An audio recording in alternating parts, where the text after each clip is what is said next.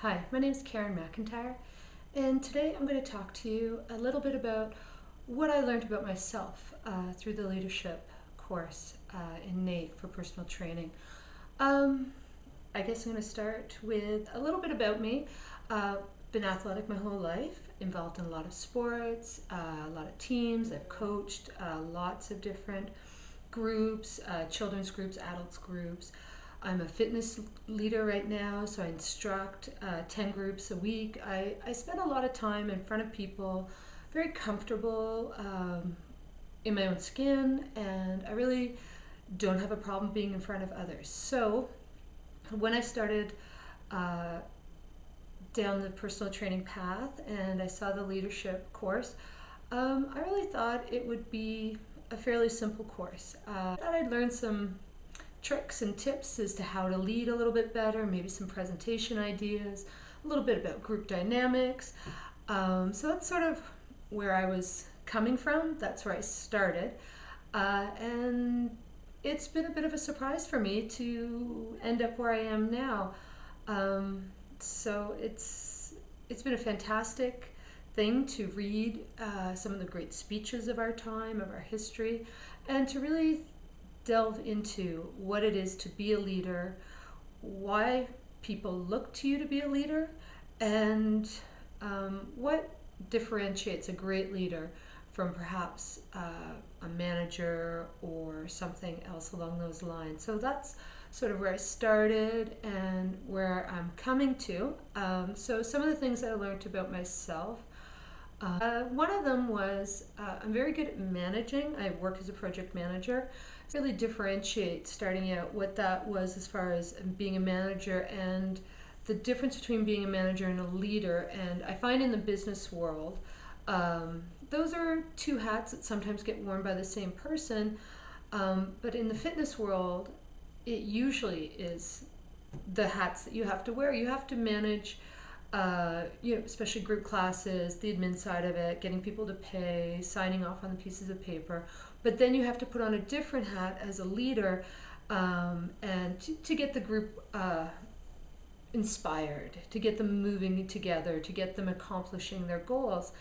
And so it was interesting for me to really think about those two different aspects and to learn that I really have to clearly differentiate those two roles that I'm playing them when I'm playing them. Other things I found that were I hadn't really thought about before, and the biggest one for me, and this is a big takeaway, is to think about the people that I'm leading and their vulnerability. I think it's a huge thing for an adult who's capable and gotten through the world, has their job, has their education, has their family, has a household. They go through life doing what they do and they know how to do it and do it very well. And for them to turn around and go to a complete stranger and say, can you help me? I don't know how to take care of my body properly. I'm hurt. I'm sick. I weigh too much weight. Whatever it is, just the very act for them to acknowledge themselves that they aren't doing something the way it's supposed to be done and to go to a stranger and ask for help, that's huge. And I hadn't really thought about that before and turned it around to the other side of it. Because I've always enjoyed athleticism, I've always thought that becoming more fit, becoming more active because it makes you feel good, then it's desirable and it's something you want to do. And I hadn't really worked backwards to the point where somebody would have to say to themselves and acknowledge that they needed help.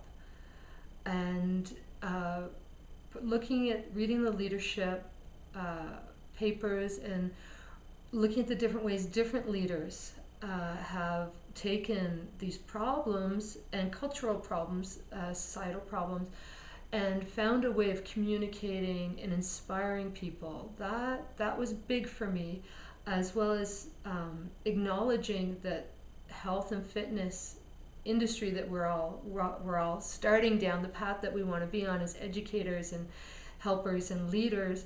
Well, we are going against the grain. The North American society, the norm is to be overweight. The norm is to be inactive. And to help people realize that that's not good for them, it's not good for them as role models, it's not good for their health, and to go against the grain. Well, that's a huge thing. They're not going to be doing the normal thing, the thing that society tries to get them to do. I know society talks about wanting people to be fit, but the truth is we have and build very inactive lifestyles as part of our work life. So I was sort of thinking about it as a bigger picture, that we really do need to embrace the fact that what we're trying to teach people is against what their norm is, and how to help them with that. And that's also very big, and I hadn't thought about it in that terms before, that we really are trying to establish a pattern of behavior that is not what society has built in. We really have a lifestyle of convenience, of passivity, and to try and make people active in their lives. That for me was a bigger way of thinking about it than I thought about it before. So that was my really biggest one, is to acknowledge the vulnerability of potential clients who would come to me, and also to realize that the lifestyle that we're trying to encourage people to embrace is not the normative lifestyle. It is, in fact, going against the grain. Other things, I think, the reminder to be authentic, and to think about the fact that everybody's life is a balance between authenticity and, I don't want to say being false, but I had to acknowledge myself that I don't always walk the talk, and that's okay. That's got to be okay for me too, to sometimes not be 100% and be human, and find ways to lead others even though perhaps I'm not having the best day, and to discover that grounding myself in what people are, why they're there, and to help them realize that nobody's 100% 100 all of the time, and to learn to be a little bit more forgiving of myself, and that's hard. So those are my main takeaways from the leadership course that I didn't expect to think about, and I've really enjoyed growing a little bit through being in this class. How does everything I've learned about myself and the things I've learned to think about in a different way after taking the leadership course, how does that change, or how have I developed my leadership philosophy?